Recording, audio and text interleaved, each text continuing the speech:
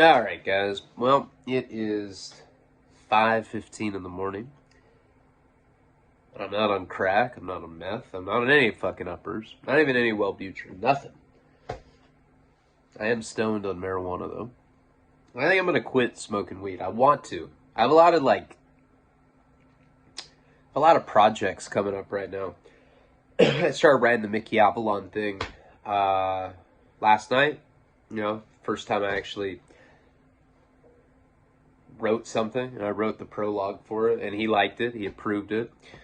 It is a really grimy, fucked up book, and I'm really excited to be writing that. I'm writing 3 of them. It's a trilogy. But the first installment of it is pretty out of control. I mean, I generally don't look at other people's lives and think that, because I'm like, damn, I am a scumbag.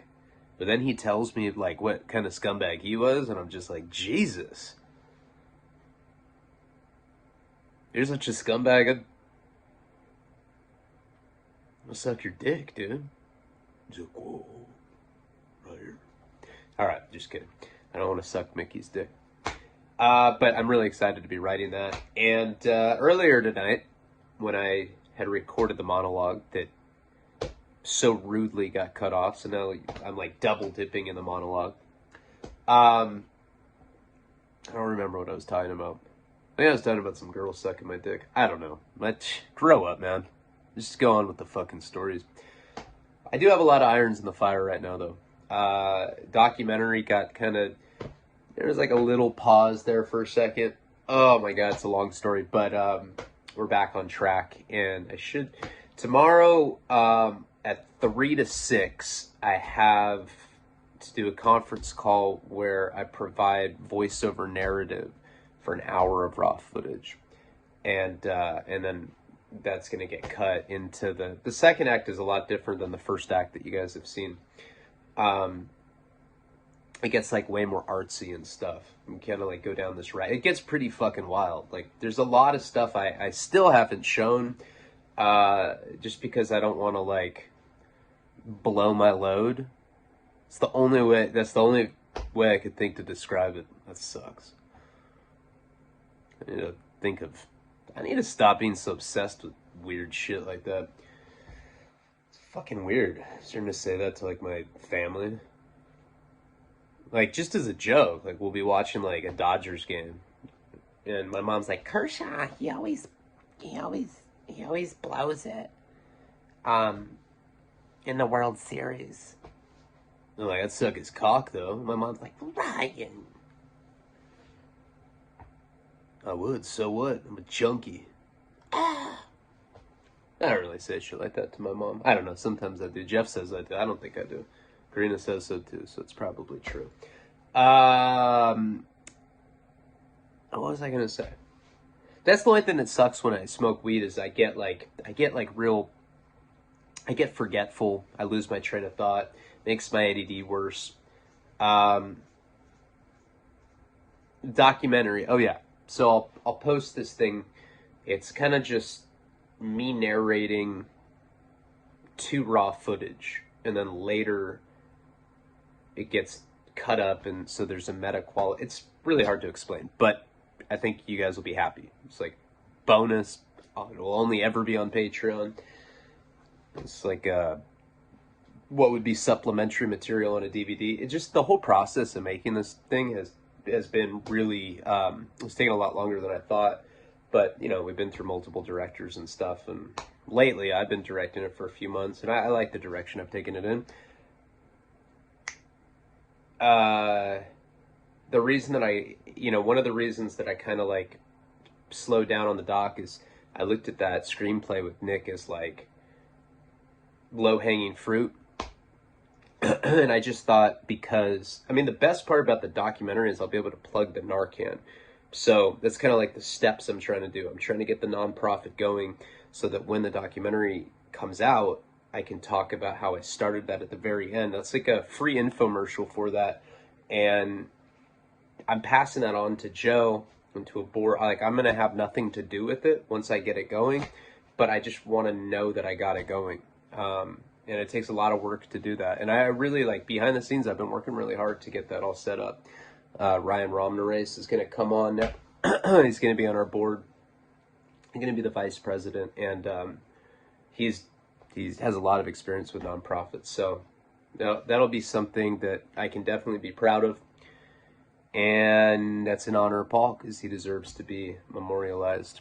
All right, guys, we are going to get into a story. I don't think it fits into any storyline. Maybe the psychedelics one. This is a psychedelic story.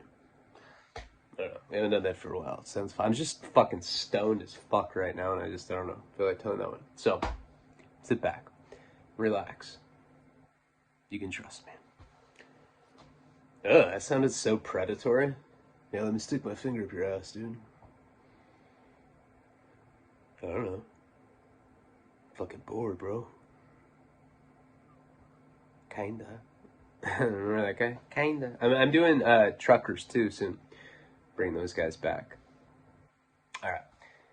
So, this story takes place when I was 18. I don't know how much we covered in that, but if you guys remember correctly, there is some really good stuff from that series. I think I only did one video on that.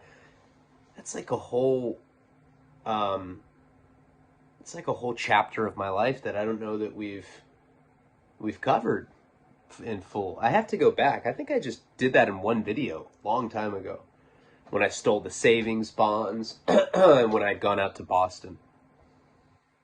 I don't know if I've ever told that story. But anyway, I guess this has to do with this, so let's just see where it goes. So when I was 18, my parents wanted me not to live with them because I was just really out of control. I mean, I'd been in, we never wrapped the juvenile delinquency series, but when I had run away from that place, a bunch of shit went down. We'll cover that eventually, but when it came time for me to go to college, I think my GPA was like a 3.1. Only because my parents like paid for me to go to institutions, and they were like doing some sketchy like back parking lot deal. My dad's like giving them fucking signals and everything. Damn. Smoke another one, Ryan. Jesus Christ. So anyway, so my parents wanted me to go to college. I think my GPA was good enough to go, but I was not well adjusted, of course. I mean, I was smoking fucking hair. I was in an orphanage like 4 months before that. Beast was hitting pedophiles with bricks, and I was selling quarter pounds of cocaine, driving kilos around for a biker. My girlfriend was a 21-year-old whore that I caught fucking in the back of a car with this other guy that he was always like really good looking. And I'm not gay, but I was like, damn, that fool's fine as fuck. And my friends would be like, why do you say stuff like that? I'm like, oh, I don't know. It was just being humorous, dude. Don't have to be such an asshole. So anyway, so my parents knew that I guess I was a liability. And so they started exploring other options. I think they did look at colleges. I can't really remember. But what had happened is my dad found this internship program out in Boston. I know I've talked about it some. But that internship program was... The whole point of it was like a year that was in between high school and college. At least that's how they presented it to us.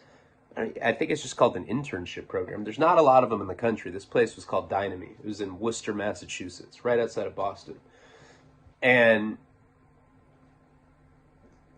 there were different like trades that you could pursue, so if somebody wanted to go do an internship in like radio broadcasting, you'd go to this program. And what this program did is it was accredited by Boston University, and you'd like have to meet in some like town hall room once a week. They gave you $80 a week stipend, which was an allowance, and then they gave you an apartment, and then you'd go be an intern. What does an intern mean? It means that you're somebody's bitch. Literally, you're an assistant. And if you're a woman, you probably got sexually harassed, because a lot of the girls at that place would come back and say that they were getting harassed by their bosses in the internship, and that never happened to me. But I'm also not a chick. I don't know. I'd be creeped out if that had happened, but that didn't happen. But anyway, so my thing was writing. And though I was a bad kid, I got a few things published, and my parents were trying to encourage me to be a professional writer. I did not want to do that because that sounded whack as fuck. At that point in my life, I literally just wanted to have sex and do drugs. I think those were and skateboarding. Those three hobbies that's it. Sometimes all at the same time. I had absolutely no ambition for the future. I had no dreams, nothing. I didn't give all I cared about was the things that I just said. But my dad, I don't know, he just didn't want me at the house anymore. So he decided to try to get me into that program. We had to fly out there before I got accepted, and I had to write an essay. So I think the first step was to write the essay, and then you actually had to go do an interview in person if they were interested in you. At least this is what they pitched us. Later find out that this was just like, they'd let anybody in. There's like some paisa there. Remember the paisa that like fucking holds a lighter up and cries at the Lady Gaga show? He was there. No, but there was some weird ass motherfuckers at this place. So I went to this interview, and it was really like super proper, it felt like some dean at some Ivy League school. He's like, oh, hello. Like had like these glasses on. He's like, so you want to write?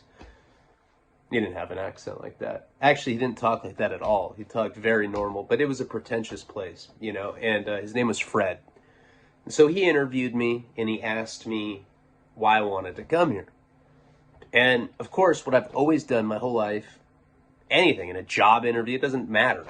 I just start telling him a story. So I told him a story about, like, what my life looked like and some of the challenges that I faced as a teen. Told him about when I went out to Midland boarding school, and they tried to make me take a group shower with a bunch of fucking gay guys. My first night there. It was so gnarly, and I was the only straight guy. It was like, hey, go shower with those guys. It was like a wolf pack of gay, like, seniors. I'm like, I'm not showering with those dudes. Those guys are queers, man. I'm cool. Back then I was homophobic. Everybody was at that age. I don't know. I don't know about now, though. I think kids, like, are identifying as, like, numbers or something. I don't know. Binary? I have no idea. It's really weird shit that's going on, but I support it, whatever. I don't like being told what to do. I'm not going to tell anyone else what to do. Love is love. If it's with a consensual adult human. All right. But he was, I had told him this whole story, and I guess I made it sound like, and then like at the end, of course, I was like on some kind of epic Morgan Freeman, like parole response, I was like, luck, I don't give a damn about luck. Was that in that movie? I don't know.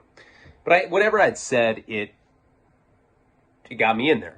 Or at least we thought. But like I said, later we would find out that they would let anybody in there. It didn't matter who it was. They acted like it was some like big privilege to be there, but it wasn't. They're just trying to fill the roster.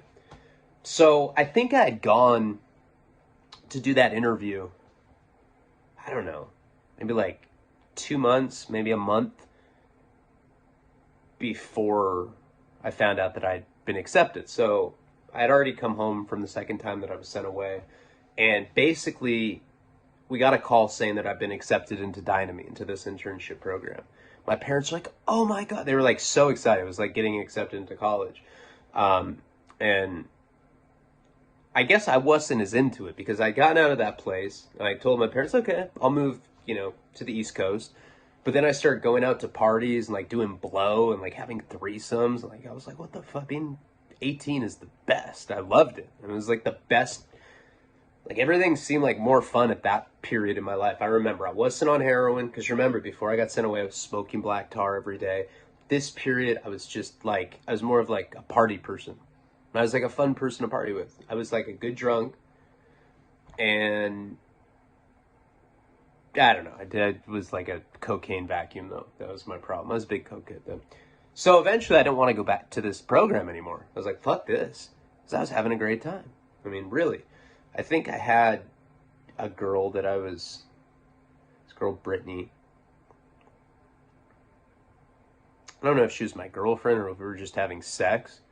I don't remember, but I remember it was cool. And then my parents were like, all right, you got to go out to Worcester now to go to the internship program. And I remember throwing a fucking tantrum. I didn't want to go. It's like, I don't want to be a writer. Writers are bitches. My parents were like, you're going. You're going to write. I was like, I don't want to write. It's just, nobody reads. Nobody reads. But they ended up getting me on a plane. So I went out there. And I remember my dad flew me out there. And there was some sort of orientation like the first day. So I ended up going to the building, and all the kids at this program were like out on the lawn. There were probably like, I don't know, 70, 80 students. And I was by far the only one that was dressed the way that I was. And now let me tell you something that I've never addressed before in any video. When I was a teenager, my style of clothing was bogus as fuck. I don't even know any other way to say it. I used to wear really baggy, this is what I would wear. I'm embarrassed to say this. I would wear like this super baggy windbreakers with warm-up pants, but it was like, it wasn't parachute, but it looked like I was wearing like garbage bags all the time. I looked like a fucking hip-hop artist or something. It looked absurd for my personality. It looked and I always had a chain. Like I still have a chain, but like a Guido thug chain, and I like wore my hat back like to the side. It was horrible. Bleached my hair, shit like that. All these kids that were at this place were dressed like quintessential New England college kids. They had like polo shirts with sailboat fucking emblems on it. I was like, damn, man, I do not fit in here. And I remember sitting down on the lawn. And now in orientation, everybody's parents are there. So they started, and like I knew nothing about, like, I really didn't even understand what this place was. I knew that they had told us that we were going to be going out to the wilderness for a month. We were going to be going to Outward Bound. Outward Bound is not made for troubled adolescents. It's a wilderness program, much like the one that I went to in Idaho. Outward Bound is more for, like, a lot of adults do it voluntarily because you go to beautiful locales.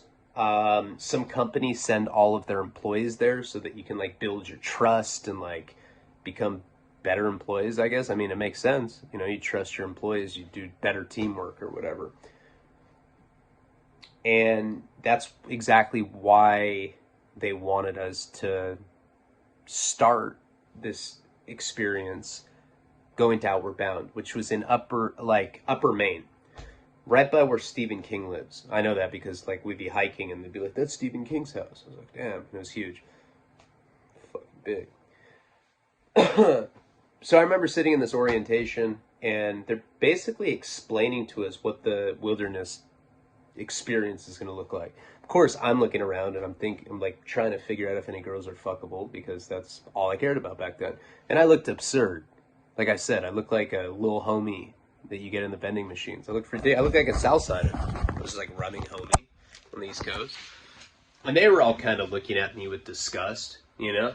And I remember they're like, do we have any questions? Like after they're explaining to us like what to expect in our like month in the wilderness. Like they're talking about how we're going to go kayaking, we're going to be hiking every day, you know. And I'm used to like, I've been in and out of programs at this point. It's cool as fuck out here. I'm not smoking inside. I don't care. I was like used to going to programs for troubled adolescents, so this wasn't like that weird for me. I'd already done stuff like this. And I remember they asked if there were any questions. There's like I said, like probably like 80 students. Everybody was dead silent. And I was like, what about nicotine? And everybody just started laughing. But it was like, I don't think they were laughing at me. I don't know, maybe because of how I was dressed. But I remember that was like I was like the only person that asked. I was like, well, look, I smoke very heavily. What the fuck are we gonna do about that in the wilderness? It was like something that really concerned me. They said that we could have nicotine patches, and there was like this collective groan in the audience. Like I asked the question everybody else was thinking, and I was like, fuck, no cigarettes for a month. So of course, like I was already thinking in my mind like ways to be able to smuggle tobacco into Outward Bound. We were leaving the next day, so our parents stayed for orientation. The kids that were there ranged in age from 18 to 26. It was that age range, and the 26-year-olds were straight sex offenders. I don't know if that's true, but let's just, for the sake of the story, they were all, everybody that wasn't 18, 19, 20 was a fucking sex offender. It seemed like that, you know, and we're going to get to that because there's sex offenders in this story. Of course there are. They're everywhere. Jesus.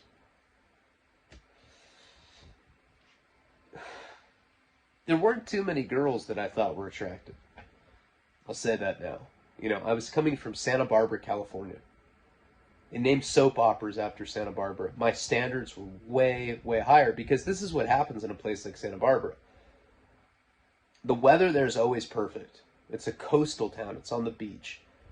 And what happens in locations like that is it attracts hot women. Usually like busted dudes that have trophy wives.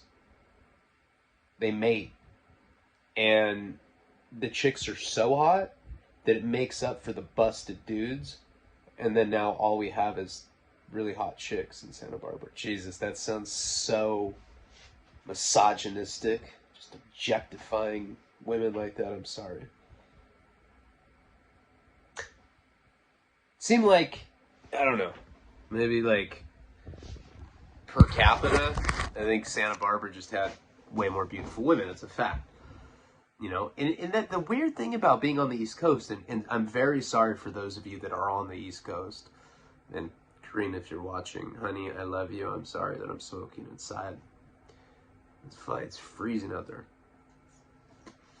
I don't want to offend anybody from the East Coast, but doesn't it seem like, I don't know, like everybody looks like way older out there?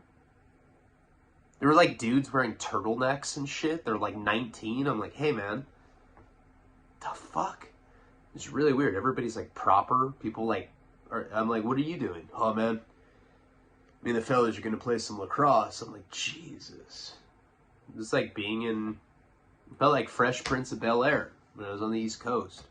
Even though I came from like a fucking upper scale place, but I still, by that point in my life, I was already grimy. I was already smoking heroin off tinfoil, and I'd already smoked crack, threesomes. Sometimes on crack. So I just felt like kind of like out of place. And then like we played these stupid orientation games that made me feel even worse. I remember they were telling this guy, like, so they, to get to know each other, they're like, okay, everybody has to say where you're from, what's a secret that nobody knows about you, and what is your favorite color? Like that's gonna like make us know people better. Oh, chick likes purple. I get her. You know, it's, I mean, never. Nobody ever says stuff like that. And I remember we're going around the circle. I don't remember what I said. This was, you know, fucking 20 years ago now, almost. Jesus. Now I remember this one guy, Mike, was like, and a secret that nobody knows is I've been to jail. Now this guy looked like, you know the boss in Office Space? Or he's actually not the boss. He's the guy that comes into like, he's one of the Bobs. You know when he goes in, he's like, hey Bob, Bob. And he's like the guy that's always like talking about Bolton, Michael Bolton. He's like, I celebrate his entire catalog. I love that movie. It's so funny. He looked just like that. He's like, yeah, I've been to jail before, man. And like all the girls were like, damn, that fool's fucking fine and bad. I'm just like, oh my God. I don't think I hadn't been to jail. I was only 18. In juvenile hall. Been to an orphanage. Been sent away. But no jail yet. That was about to change. But So I knew that I was out of my element. I mean, not saying that, like, I, am cooler. I'm just saying that I felt better than them. Or it's like, I don't know, that I didn't fit in for some reason. So, my best friend at the time, the guy that I told you about in one of the videos I just did recently, the guy that was the best man at my ex's wedding. Back then, he had given me a friendship pipe. Yeah, suspect, huh? I thought so too. It was a pipe it was like a glass pipe with a skull. And like before I left, he's like, hey man, I wanted to give you something, to honor our friendship. And he gave me this little glass pipe with like a skull as the bowl. And I brought it with me to the East Coast. I remember like feeling like I was like doing some international drug smuggling or something, like just trying to get that pipe on the plane because it had resin on it. But I got it through. So that first day after orientation, I didn't really talk to too many guys there. We had gone to a park, and I don't know, the subject kind of came up. I was just kind of like lurking around. Somebody started talking about smoking bud. I was like, right here, I smoke. And then it became this thing where we're all like, hey, I smoke too. So now we kind of like, the stoners have like congregated or whatever. I'm like, does anyone have any weed? They're like, no, man, we need some. So I was like, all right, I'm going to go find some. They're like, how are you going to do that? I'm like, dude, there's like 4 colleges, like right in the area, like walking distance around there. Like MIT was right there. And so I had everybody pitch in some money. I forget what I had. It was like $100 or something. Pushed the money together. Everybody was at the park. I think my parents were still there. If he tells the story on the interview for the documentary, he's like, yeah, I went out there. On orientation day, I saw that he was already making friends, and I felt really good about it. Should talk with that about my dad. I love my dad. He's cool. But he's definitely in denial about a lot of shit. So I ended up going to this college dorm, and on the East Coast, I find something that I actually really like about it compared to the West Coast is it's like very like old fashioned. It's atmospheric. The old colleges are like these old like red brick buildings, kind of like what that prison I was at in Wisconsin looked like, Oxford. And it just has like this musty smell. And of course, all the college kids that are like probably 21 look like they're in their like mid 40s. They like wear like big like khaki pants that like are like size 64s and shit. It's like, damn, dude, you're 20, man. Already has like gray hair. He's like, yeah, fucking smoke cigarettes sophomore year. I'm like, damn, dude. So I ended up finding like the first weed guy that I saw. He had like a hoop earring. I was like hailing him like I was trying to get a taxi. It was like, yeah, yo. You know where I can get any marijuana? I said it just like that too. I didn't know what to call it. I didn't want to say like, what did we call herb in high school? I think we just called it herb and bud. We didn't call it trees. Chronic, not really. We just called it bud and herb and weed. That was it. So I said marijuana just to try to be universal. And he's like, do I look like the kind of guy that would smoke marijuana? I was like, I mean, I saw the hoop earring and I just figured you were born to be wild, man. He's like, well, you thought right. Come on. I got some in my dorm room or whatever. Like, I had gone in, just so you understand, like, the setup of this. It was like a 2-story building. I'd just gone, in college dorms, you can just, like, go walk right in the front door. And I'd met this guy, like, right at the stair, like, I saw him, like, going up the stairs or whatever, and I, like, kind of had hailed him like that. So he took me up to his dorm room. I think I had $100. I can't remember. I think he gave me an ounce, if I remember correctly. And I remember I was like, damn, this is cheap. God, it's not like that in California. And then I looked at the weed, and I was just, it didn't, it looked like, it was, first of all, it was flat. It looked like a piece of horse shit that had been smashed on. with like seeds and stems. I was like, damn, this shit looks fucking dank, bro. He's like, yeah, it's the best stuff around town, man. Something like that. But anyway, it didn't really matter. I went back to the park where this event was going on. I had weed. I was the fucking man. How did you find it? I was like, I don't know. I just found a college kid and asked him for marijuana. Epic, Leone. Epic. You know, it's those kind of kids. Whatever. So I remember that night, the way that it worked is at the orientation building where we had gone, where I'd asked about what we were going to do about nicotine. We had a sleepover. Like, everybody slept in sleeping bags in this big, like, town hall building. Ideal place for a sex riot to crack off. If anywhere it was going to happen, it'd be right at that place. People just kind of like spring out of their sleeping bags, handle it. I stayed up most that night with some of the guys, and we ended up smoking weed all night, talking. It was kind of cool, you know. It was like a new group of people.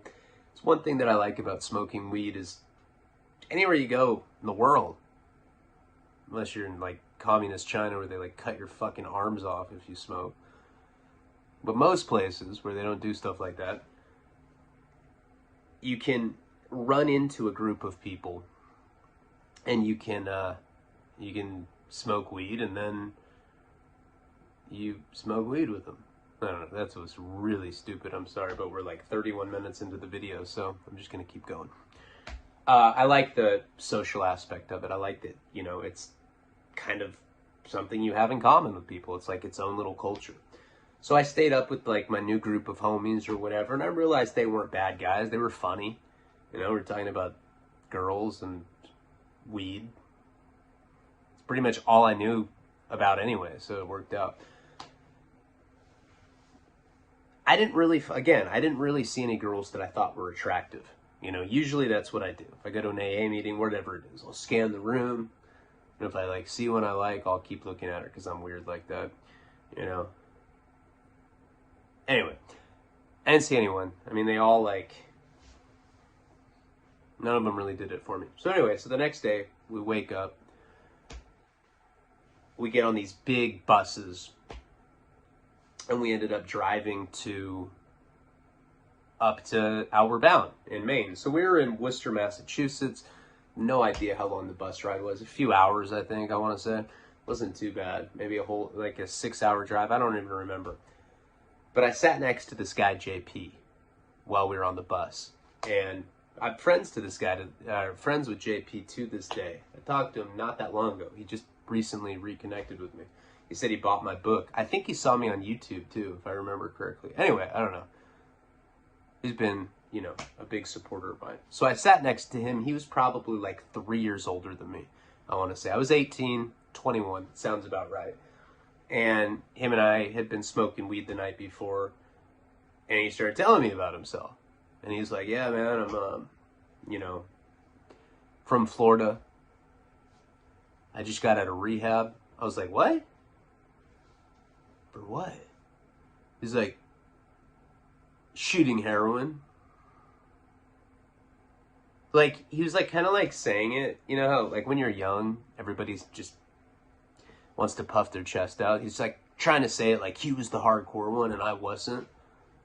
I was like, I shoot heroin. He's like, what, really? I was like, me too, man. I was like, damn, maybe like that'd be cool if we become roommates, because they hadn't assigned the roommate thing yet. I think that was another thing too about the Outward Bound experience. Like, it would help them arrange coordinate what the living arrangements would be based on like how well you got along out in the wilderness. So now we were just talking about heroin, but there's not like much you can say about it. I'm like, yeah, I do that. He's like, yeah, me too. Do you like it? Yeah. Do you? Yeah. When's the last time you did it? I don't know. And then some music would come on, and we were listening to John Lennon's Imagine. imagine all the people, but we would change the lyrics to imagine all the needles going into our veins. We were like singing it like on the bus, and like I don't think people realized that we changed the lyrics, so it just became this really corny, like almost like a movie moment where like the whole bus is singing John Lennon's Imagine, but me and this dude were talking about shooting dope with it. See, I'd never shot dope at that point. I just made it up because I couldn't allow this guy to be more hardcore than me. Because in my mind, I'm like, man, I've been through a lot, but I haven't shot heroin, so I guess no matter what I say, this guy's not going to think I'm on his level. So I just said that I did it. I remember also on that bus ride, I had a mail-in ballot. It was the first time that I ever voted in my entire life. And I voted for Larry Flint, the owner of Hustler magazine, for governor of California. Arnold Schwarzenegger won that particular election. So we ended up going up on this bus. I don't think anything else was remarkable except for the fact that I had forged this relationship with JP. He identified himself as a junkie. I lied to him, said that I was an IV heroin user myself, and he ruined my fucking life. Thanks, JP. So anyway, so we end up getting to Outward Bound, and, you know, same kind of thing as like any program. I think there's like a main building where like you kind of like check in, and I don't really remember. You know, it was so long ago. What I do know is that they split us all into groups. So like I said, there's about 80 students there. They split us all into groups. And my group, I had I spent a night in jail once. I had that guy, Mike. Time out. Although I wouldn't know it then, because I had to do a month of Outward Bound, this guy, Mike, I got to know, and I actually liked. He was a good guy. He was having sex with a girl, and I'll get into that. And he seemed like a relatively nice guy, albeit a little dorky, but nice nonetheless. Problem with him is when he got drunk, he'd wet the bed. And he was an alcoholic. So he got this reputation very quickly for getting wasted, fucking a girl from the program, passing out her bed, and then pissing on it. Like, you know, like they'd be like spooning and he'd piss on them. Everyone made fun of him. I always was like, man, that's fucking amazing. Those chicks are going to be talking about you for the rest of their life. It means something. If you accomplish nothing else, you got that. That was the only one that supported him. But anyway, so I got to know him before that, because that really changed him altogether as a person in everybody's eyes. You know, on the Outward Bound trip, he was Mike. I've been to jail. What'd you go to jail for? DUI, you know. That was him on the Outward Bound trip. We got back to Worcester, he was the bedwetter. I mean, and that ruined him quickly. By the end, he was just like, definitely not fucking girls anymore. I don't know. He just started hanging out with like some of the drama kids. Not saying nothing. So he was in my group. There was this other girl in my group. I think her name was like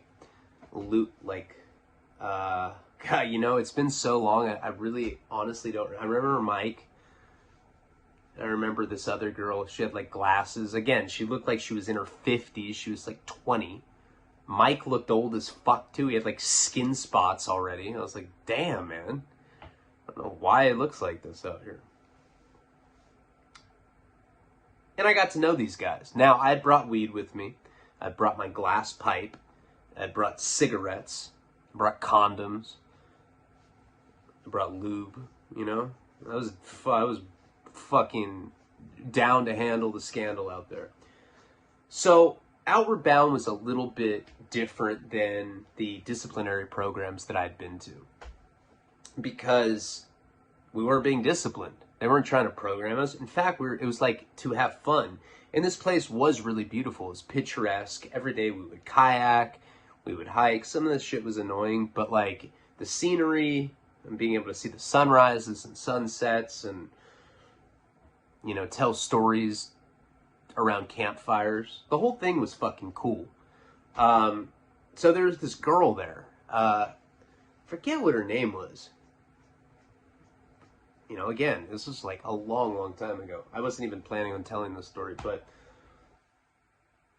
she had like one of those names where it was like a guy's name, but she was a girl, like Billy. Let's just say her name was Billy. And she was Asian. She was an Asian girl with like a dude name. Right away, right from like the second day I was there, she started flirting with me.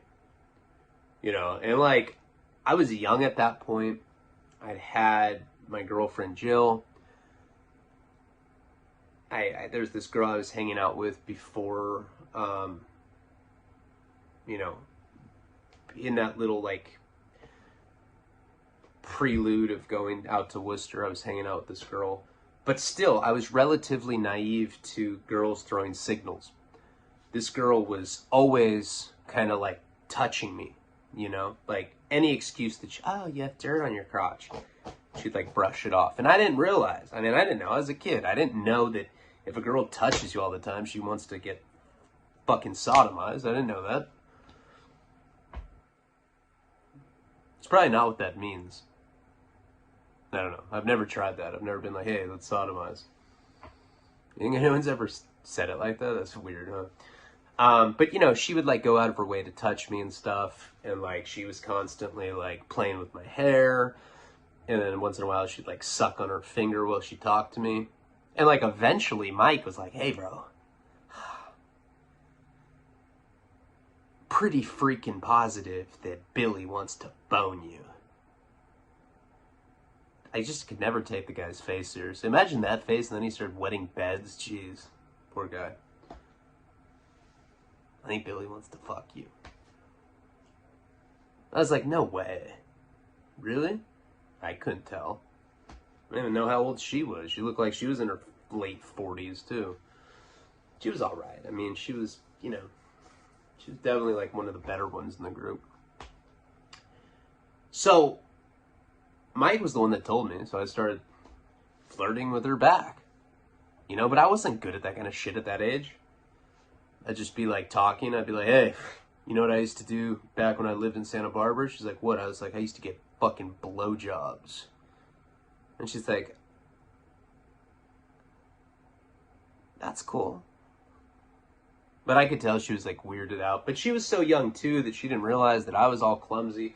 So eventually what had happened is we started sneaking off. Okay, so we couldn't smoke cigarettes. We couldn't smoke weed. Of course, I never let shit like that stop me in my life. So I would like go down this trail, and that guy Mike was hooking up with this girl. I think her name was Lewis. All these guy names. And Billy was her friend. And so it kind of happened organically where we just kind of developed this group where we would go kind of like hike far away at night, pitch dark. It's like wild bears and shit out there, but whatever. We're young and invincible. And we would just like go as far away as we could, and we'd smoke cigarettes and we'd smoke weed. And a lot of times him and this girl, Lewis, would be making out, whatever. They didn't start having sex for, we were out there for 30 days. I don't think they started having sex for a good week or something. But we started hanging out in this group away from everybody else. So I remember one night we went out there. It was probably like, I think everybody used to go to sleep at like 11, midnight. You know, we had to get up at like 9 in the morning to go hiking. So people went to bed relatively early for being that age. And so this one night we ended up going off this trail and we smoked weed. And it was common at that point for Mike to like, let's kiss. They'd be like Eskimo kissing and shit. And it would make me and Billy uncomfortable because we hadn't hooked up yet. But like, it was kind of like known that like, I wanted to and she wanted to. I mean, you know, you gotta really kind of appreciate back when it was like that, because as you get older, people are just like, really don't care anymore. Like, women have been through all the games. and they talk like they're like, I'm down for anal. And you're like, anything else? She's like, I like 2 dudes at once. I'll lick your ass too, I don't care. I have no soul. You know, you meet a lot of like women like that. But I mean, it's cool like when you're older because there's like no false pretenses. Someone just calls you and they're like, hey, let's come over. Let's watch Netflix. And we all know what that means. They fucking like made memes about that now. VHS and anal. So anyway, this one particular night we're out there and we had gotten stoned, which always made it more awkward. I mean, really imagine that. You're like out where it's dark.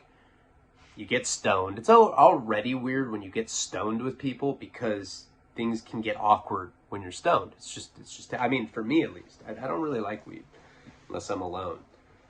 Hold on. We're 45 minutes into this motherfucker. So, it's actually a good series, Boston. So much cool shit happened. I think we'll start that this month. Sorry, guys. I know other storylines, but they were feeling like stale to me. There's just so much with this one.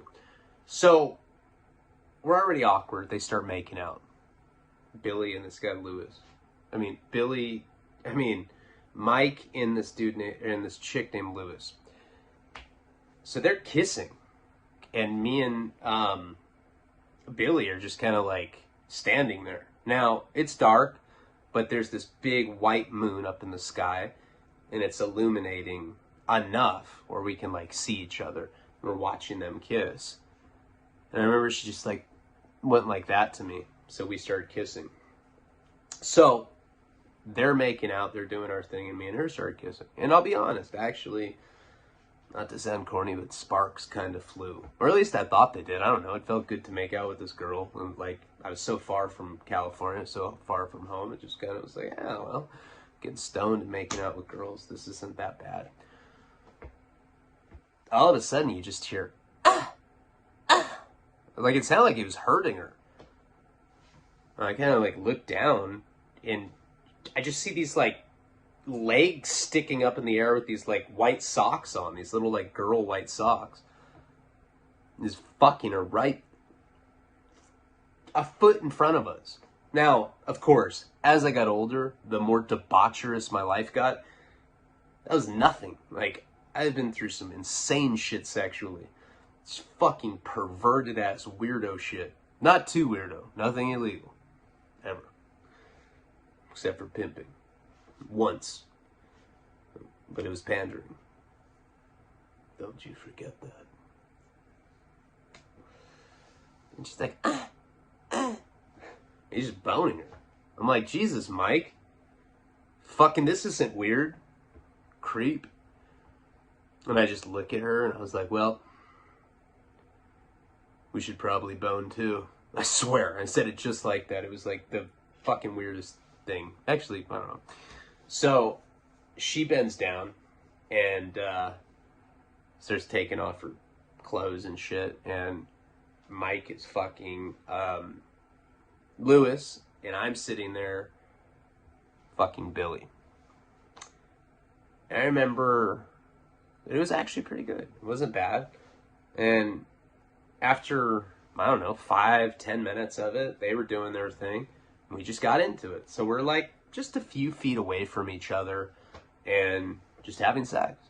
Been in that situation innumerable times since then. But when you're young, all that stuff is still kind of weird. We're having sex, and all of a sudden, flashlight gets shown on us. Now, we don't know who's shining light on us, you have to realize, because obviously when somebody shines a flashlight on you, when you're in that dark of an environment, it can be pretty blinding. But I remember just kind of like being like deer frozen in headlights. And it looked really weird because Mike was on top of her. We're like out in the it looked thirsty as all fuck on our part. And the people, whoever was shining the flashlight on us, didn't say anything. Felt like I was in a Friday the 13th movie. It was really, really weird. Just imagine that. Like, you're having sex on the ground. Your buddy's having sex, like right next to you, and now there's this beam of light on you, and the person on the other side of it's not saying who they are. And we will get into this story in the next installment of Boston. I like Boston. A lot of cool shit happened during that time. Tomorrow, 3 to 6, I'm doing the documentary stuff. So I will have that uploaded at some point tomorrow night. That's an hour of me providing commentary with some footage you haven't seen. Probably seen maybe like, I don't know, 25% of it or something. Maybe a little more, 30%. But yeah, lots of new stuff. Anyway, I appreciate you guys. Palabra.